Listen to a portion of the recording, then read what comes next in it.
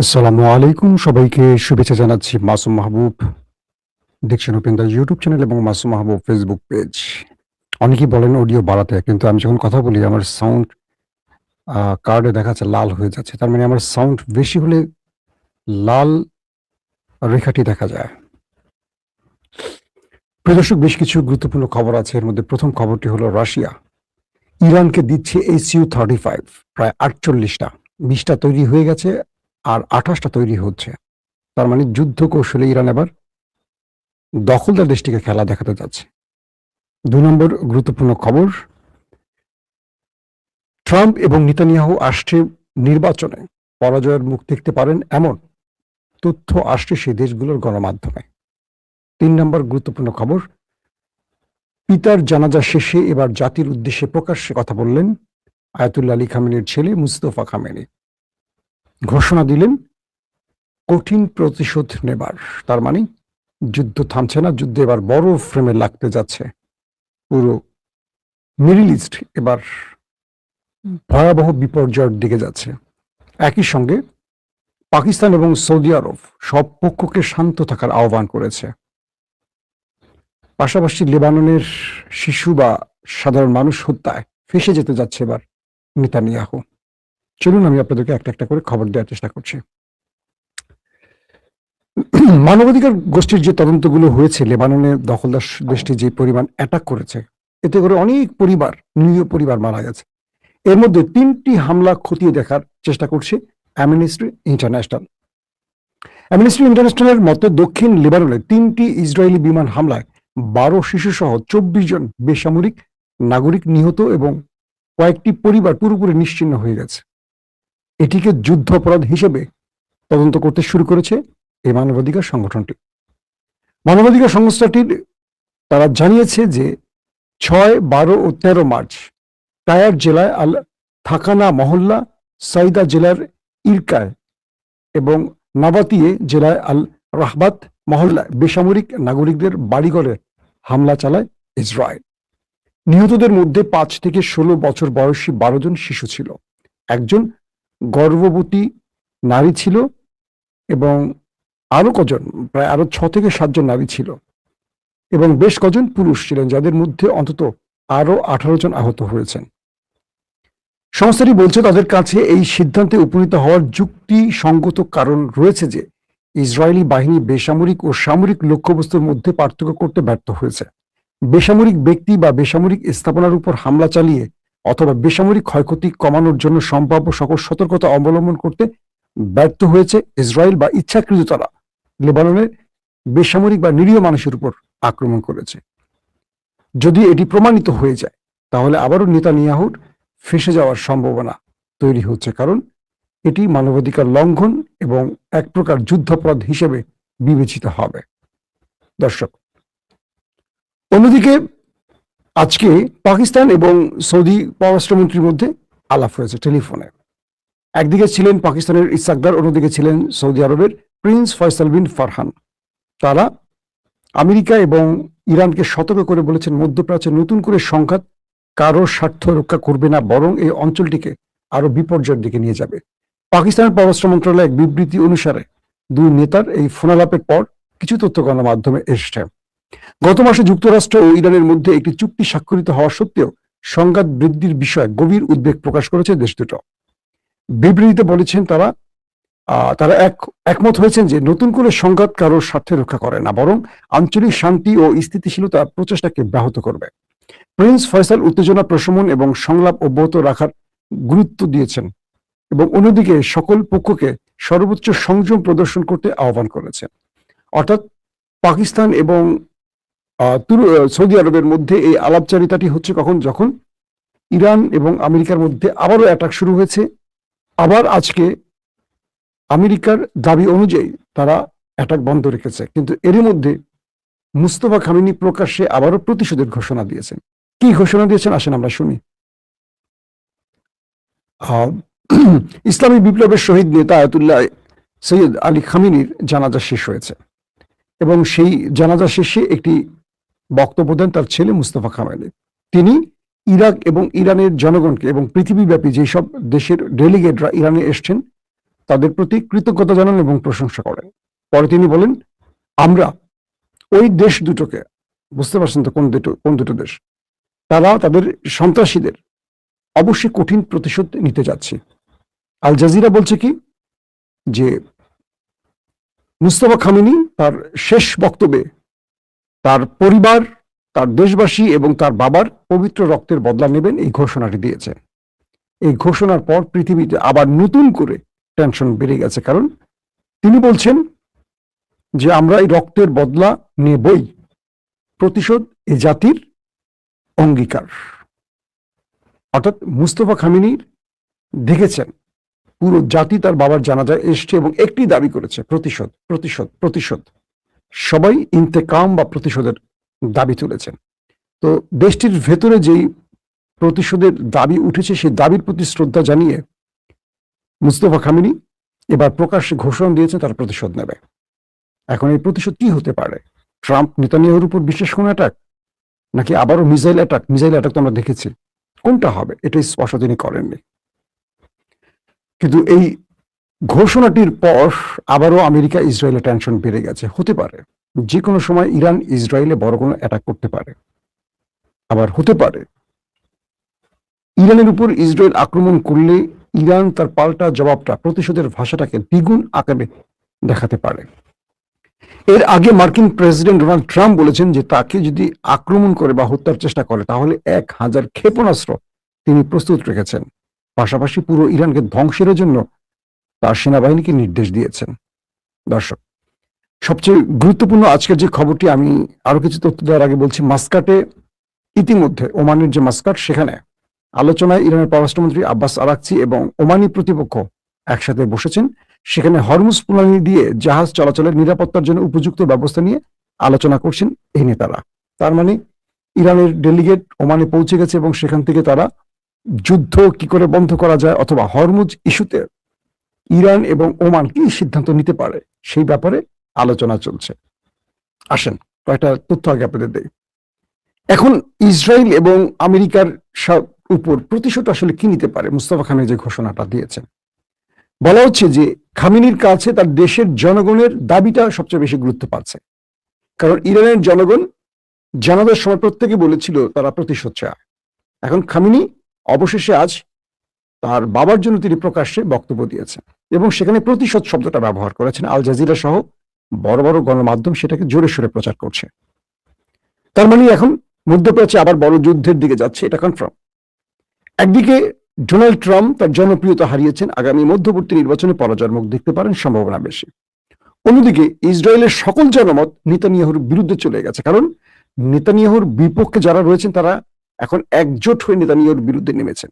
তার মানে আসছে নির্বাচনে নেতানিয়াহুর পরাজয় কনফার্ম। অক্টোবরে যে নির্বাচনটি হবে সেখানে মিস্টার নেতানিয়াহু, আমার নেতা কাকুর পরাজয়ের সম্ভাবনা সর্বাধিক, ট্রাম্পেরও পরাজয়ের সম্ভাবনা সর্বাধিক। প্রশ্ন হলো নেতানিয়াহু বাঁচবেন কি করে? তার বিরুদ্ধে প্রচুর দুর্নীতি মামলা রয়েছে। নেতানিয়াহুর সাথে আমাদের প্রিয় দেশ ভারতের নরেন্দ্র মোদীর একটা মিল আছে। তিনি প্রতিটি নির্বাচনের আগে একটা ঘটনা ঘটান, অর্থাৎ দেখবেন নরেন্দ্র মোদী নির্বাচনের আগে পাকিস্তানের সাথে উত্তেজনা তৈরি করেন, পেহেলগাঁও, পুলওয়ামা, শ্রীনগর, জম্মু কাশ্মীর, এইরকম কিছু ঘটনা ঘটাবেন এবং এই ঘটনার মধ্য দিয়ে দেখা যাবে পাকিস্তানের বেশ কিছু, ভারতের কিছু সেনা মারা গেছে, ভারতের অনেক সিভিলিয়ান মারা গেছে, বোমা হামলা হবে। তারপর একটা নতুন মুভি তৈরি করবে ভারত। সেই মুভিটা কি? ভারত পাকিস্তানে একটা স্ট্রাইক চালাবে, সার্জিক্যাল স্ট্রাইক। এটা নিয়ে 3-4 মাস মাতামাতি করতে করতে ভোট হয়ে যাবে। মানুষ পাকিস্তানের বিরুদ্ধে নরেন্দ্র মোদীকে মারবে, শুধু ছিল মারবে, নরেন্দ্র মোদী জিতে যাবে। ঠিক একইভাবে আমার নেতা কাকু, তিনি এ পর্যন্ত ফিলিস্তিনের সাথে যুদ্ধ ছড়িয়ে এখন পর্যন্ত আজকে কত বছর টেনে যাচ্ছেন। কেন টেনে যাচ্ছেন? কারণ তার বিরুদ্ধে দুর্নীতি মামলা চলছে। একদিকে তিনি প্রধানমন্ত্রী, কিন্তু তার বিরুদ্ধে মামলা চলছে এবং তাকে কোর্টে যেতে হচ্ছে নিয়মিত। এই যুদ্ধ করে তিনি আর কোর্টে যাচ্ছেন না। বলেন যুদ্ধকালীন সময় তার সিকিউরিটি প্রবলেম, তিনি কোর্টে যেতে পারবেন না। আগামী তো সেম কাজটি তিনি করবেন, অক্টোবরের নির্বাচনে তিনি মুখোমুখি হবেন না, নতুন নাটক করবেন, সেটা সময়ের আলোকে বোঝা যাবে। তবে ট্রাম্প তার উপর ক্ষেপে আছেন বলা হচ্ছে। তো আমেরিকার নজর তার উপর থেকে উঠে গেলে কিছু ঘটতে পারে। তাহলে প্রশ্ন হলো, যদি ইরান প্রতিশোধ নিতে চায় কিভাবে নেবে? মুস্তফা খামেনি যে প্রতিশোধের ঘোষণা দিয়েছেন কিভাবে নেবে? ইতিমধ্যে ইরান তার শক্তিশালী মিসাইলগুলোকে লঞ্চিং প্যাডে বসানোর কাজ শুরু করেছে এমন তথ্য আসছে। কারণ আমেরিকা এই যে আলোচনা করছে বাজার শেষে, অর্থাৎ বৃহস্পতিবার রাত বা শুক্রবার জুমাবার রাতে আবারও ইরান একটা অ্যাটাক করবে যে কোনো ছুতোয়। এটা একটা বাণিজ্যিক যুদ্ধ। ট্রাম্প এই বাণিজ্যিক যুদ্ধের মাধ্যমে তিনি শেয়ার বাজার কন্ট্রোল করেন বা হাতিয়ে নেন বিশাল অঙ্কের টাকা, বা তার বন্ধুদের হাতিয়ে নেওয়ার সুযোগ করে দেন। আবার থেমে যাবেন, আবার যুদ্ধ চলবে, আবার থেমে যাবেন, এই ভেঙে ভেঙে কাজগুলো চলবে। তো ইরানের পররাষ্ট্রমন্ত্রী আব্বাস আরাকচি বলছেন যে আমেরিকা যে শর্তগুলো নিজেরাই করেছে আমাদের সাথে, সেই শর্তগুলো নিজেরাই ভায়োলেট করেছে। তারা আমাদেরকে হরমুজ ইস্যুতে প্রত্যেকটা বিষয়ে সম্মতি দিয়ে সিগনেচার করেছে, স্বাক্ষর করেছে। এখন তারা সেগুলি নিজেরাই মানে কি বলবো অমান্য করছে, লঙ্ঘন করছে। আমেরিকা শান্তি চুক্তির ব্যাপারে তাদের সদিচ্ছা নাই, তারা ইরানের সাথে সময় ক্ষেপণ করছে। মূলত আমেরিকা একটা বড় যুদ্ধের জন্য প্রস্তুতি নিচ্ছে, অথবা মধ্যবর্তী নির্বাচনের জন্য দৃষ্টি ফেরাতে চাইছে, অথবা তার সামরিক বাজারে টান পড়ে গেছে। কারণ আমেরিকা ইরানকে ধ্বংস করতে তার বাংকার ব্লাস্টার সহ তার নিউক্লিয়ার সাইট, তার পাওয়ার সাইট, তার মিসাইল স্টোরেজ ধ্বংস করার জন্য যে পরিমাণ মিসাইল মারছে, এই মিসাইল মারার ফলে আমেরিকা দিন শেষে দেখলো যে ইরানের 90% মিসাইল স্টোরেজ এখনো অক্ষুণ্ণ আছে, 70 থেকে 80% মিসাইল লঞ্চার এখনো অক্ষুণ্ণ আছে। অর্থাৎ সে বিশাল পাহাড়ের উপরে যেখানে মাটির নিচে তারা স্টোরেজ বানিয়ে রেখেছে ইরান, সেখানে ঢুকতে পারেনি। প্রায় 150-200 তলা একটা বাড়িকে ঢুকাই দিলে যত নিচে যাবে তার চেয়ে নিচে ইরানের সেই মিসাইল সাম্রাজ্য। তো ইরানের সেই পাহাড়গুলোতে 13 থেকে 14,000 বোমা মেরেছে, বাংকার ব্লাস্টার বোমা। কে মেরেছে? আমেরিকা। এগুলো সেখানে আর পৌঁছতে পারেনি, যার ফলে ইরানের কোনো মিসাইল, কোনো নিউক্লিয়ার সাইট এবং তাদের যে মিসাইল লঞ্চার, এগুলো ধ্বংস হয়নি। এবং বিভিন্ন গণমাধ্যম, বিবিসি, সিএনএন, বড় বড় গণমাধ্যম, এপি, রয়টার্স, তারা স্যাটেলাইট ইমেজ পর্যবেক্ষণ করে বলছে যে তারা উপরি ভাগের কিছু অংশ আক্রমণ করছে। কিন্তু ইরান তো বললাম না, 150 তলা বাড়ি বা 200 তলা বাড়িকে মাটির মধ্যে ঢুকায় দেন, এত নিচে ইরান তার সাম্রাজ্য বানিয়েছে। এখানে আমেরিকা পৌঁছানোর কোনো প্রযুক্তি আবিষ্কার করতে পারেনি, তারা যদিও দাবি করেছিল। তো সেই ইরানকে কিভাবে আমেরিকা সাইজ করবে? কারণ ইরান আমেরিকার দৌড় বুঝে গেছে। এখন আমেরিকা একটা কাজ করতে পারে, নিউক্লিয়ার আক্রমণ। কিন্তু ইসরায়েল এটিও বলছে যে আমাদের সাথে দর কষাকষির এই অজুহাতে হয়তো ইরান নিউক্লিয়ার বানিয়ে ফেলছে। এই যে যুদ্ধবিরতি এটা সেটা চলছে, এগুলোর মধ্যে মুস্তফা খামেনির বাবা আয়াতুল্লাহ খামেনি যেই মাসালাটা দিয়েছিলেন যে নিউক্লিয়ার বোমা হারাম, কারণ এটা মানব জাতিকে ধ্বংস করে। কিন্তু তার মৃত্যুর পর তার মাসালার পরিবর্তন আসছে। কি? মুস্তফা খামেনি বলেছেন যদি আমাদের কাছে এই নিউক্লিয়ার থাকতো, আজকে শত্রুর আক্রমণের সাহস করতো না, যেমন তারা উত্তর কোরিয়া আক্রমণের সাহস করে না। উত্তর কোরিয়া একটার পর একটা মিসাইল পরীক্ষা চালায়, আমেরিকা ভয় পায়, কারণ মেরে বসতে পারে। তো ইরান এই বক্তব্যটি দিয়ে কি প্রমাণ করলো? সাম্প্রতিক গত 3-4 দিন আগে আইআরজিসির বেশ গুরুত্বপূর্ণ একজন উপরস্থ অফিসার বলেছে যে ইরানের উপর যদি আবার নেক্সট আক্রমণ করা হয়, ইরান এবার নিউক্লিয়ার বোমা তৈরিতে নজর দেবে। আক্রমণ হয়ে গেছে। এখন এইটুকু বলা যায় ইরান নিউক্লিয়ার বোমা হয় বানিয়ে ফেলেছে বা চূড়ান্ত লক্ষ্য। এখন আমি এটা আপনাকে বলবো না, কারণ এই কথা বারবার বলেছি, আমার মনে হয় বানিয়ে ফেলেছে। ইরান এত বড় আক্রমণের পর নিউক্লিয়ার বোমা বানাবে না, এত বোকা যাদের কাছে 60% উন্নত কি বলবো ইউরেনিয়াম রয়েছে, যেটাকে তারা একেবারে 90% নিতে সময় লাগে মাত্র 15 দিন বা 10 দিন। তো আজকে প্রায় 6 মাস, তো না, ফেব্রুয়ারি 28 তারিখ থেকে যুদ্ধ শুরু, ফেব্রুয়ারি, মার্চ, এপ্রিল, মে, জুন, জুলাই। তো এই যে প্রায় 5 মাস, 4 মাস, 5 মাসের মতো সময় ইরান কি আর বসে আছে? 60% থেকে 90% তারা আনেনি, অবশ্যই এনেছে। কারণ তাদেরকে আরেক দুই পরাশক্তি আছে, চীন, রাশিয়া সাপোর্ট দিচ্ছে। তো এই পরিস্থিতিতে ইসরায়েল, আমেরিকার আসলে অনেক রকম ভয় আছে ইরানকে নিয়ে, কারণ ইরান এই মুহূর্তে কাউকে তোয়াক্কাই করছে না, আমেরিকাকে তোয়াক্কা করছে না।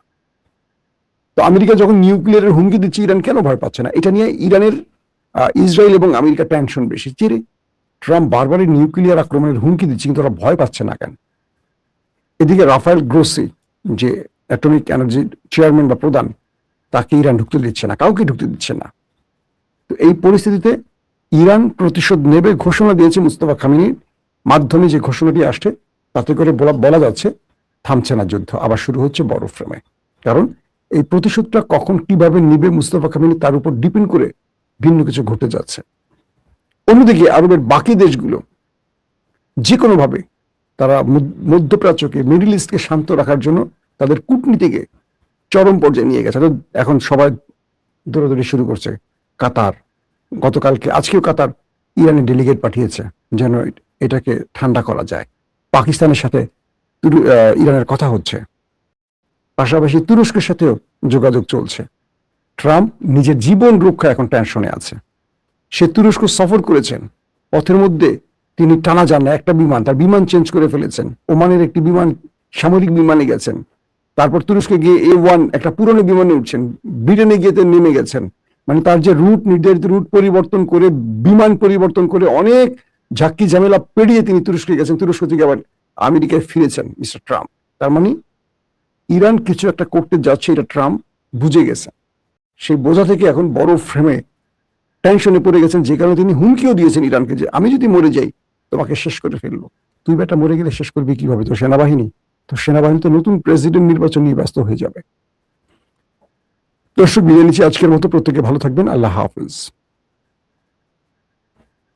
ওপেন দাইস মানে সত্যকে সত্য বলা, মিথ্যেকে মিথ্যে বলা। আমরা শোনা কথা নয়, চোখে যা দেখি তাই বলি।